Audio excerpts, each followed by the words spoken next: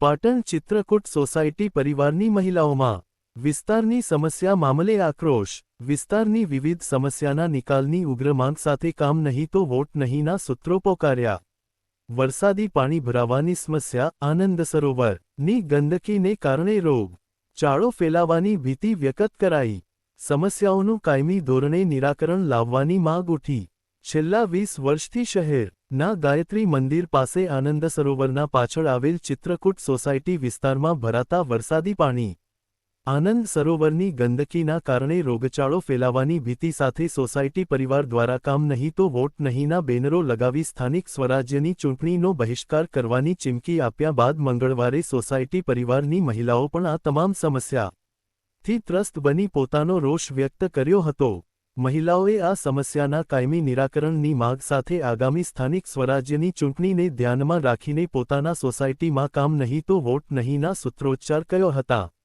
Chitrakoot society પરિવારની મહિલાઓએ પોતાની હૈયાવરાળ ઠાલવતા જણાવ્યું હતું કે અમારી સોસાયટીમાં છેલ્લા 20 વર્ષથી વરસાદી પાણી ભરાવાની સમસ્યા છે અને વરસાદી પાણી ભરાવવાના કારણે આજુબાજુની સોસાયટીનો કચરો અમારી સોસાયટીમાં એકત્રિત થતો હોય છે, તો આનંદ સરોવરમાં પણ નિયમિત સફાઈના અભાવને કારણે મચ્છરજન્ય રોગચાળો ફાટી નીકળે તેવી ભીતિ ઊભી થવા પામી છે। ઉપરોક્ત સમસ્યા મામલે પાલિકા તંત્ર સહિત કલેક્ટર સુધી રજૂઆત કરવામાં આવી હોવા છતાં આજદિન સુધી સમસ્યાઓનું કાયમી ધોરણે નિરાકરણ લાવવામાં આવ્યું નથી।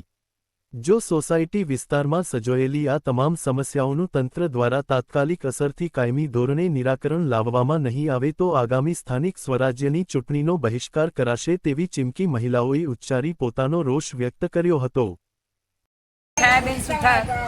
અમારી સોસાયટીમાં છેલ્લા 20 વર્ષથી આ જે તકલીફ છે પાણીની, એમાં 17 વર્ષથી તો હું રહું છું અને મેં પોતે જોયું છે કે 10 સોસાયટીનું પાણી અમારી સોસાયટીમાં થઈને જાય છે।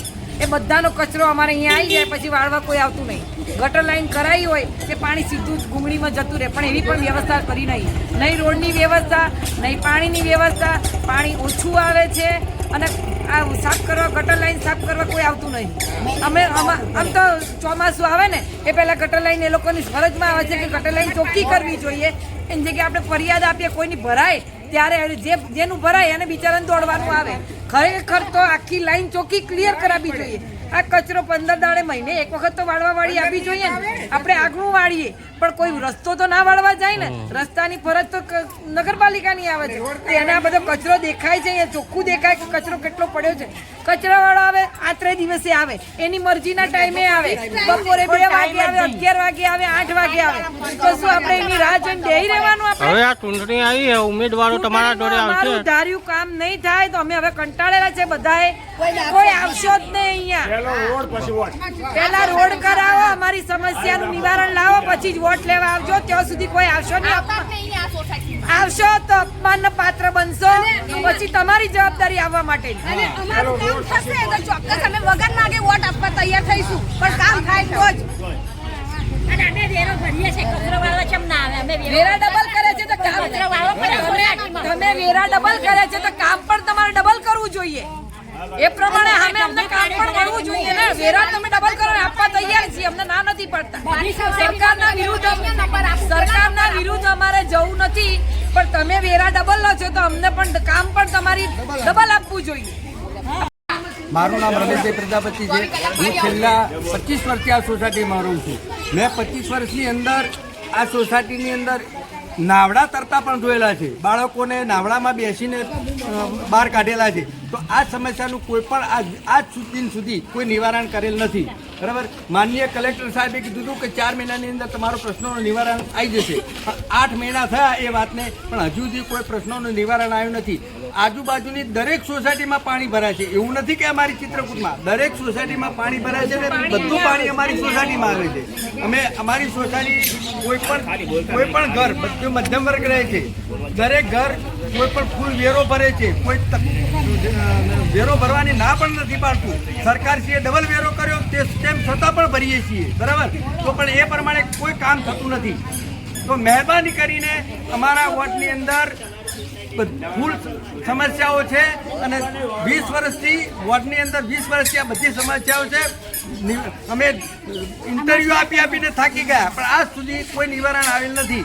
તો મહેરબાની કરી અને અમારી સોસાયટીની અંદર વોટ લેવા આવવું નહીં. કશું નહીં. આ જો પાણી ભરાય છોકરાને સ્કૂલે જાય તો ચિંતા રહે કેટલા વાગે આવશે ત્યાં ચાર હમણાં પાણી ભરાય એક ઝાપટું આવે પાણી ભરાઈ જાય છે બરાબર. અને બરોબર પાણી આવતું નથી. પાણીવાળાને ફોન કરીએ તો કે આજે આવશે કાલે. કચાવાળાને કહે કે પેલો નંબર આપું આ નંબર આપું. કચાવાળા એવું કરે. છોકરાની ચિંતા રહે. અને આ સોસાયટીમાં પાણી ભરાવું જોઈએ નહીં. હા, ગંદકી થાય છે. પાણી જગ્યા હોતી નહીં હોય. હા, બરાબર હોય. પણ આજે નહીં મળે કાલે નહીં મળે જો. પહેરાવા તૈયાર થઈ જાઓ છો. કોઈનું પહેરાવા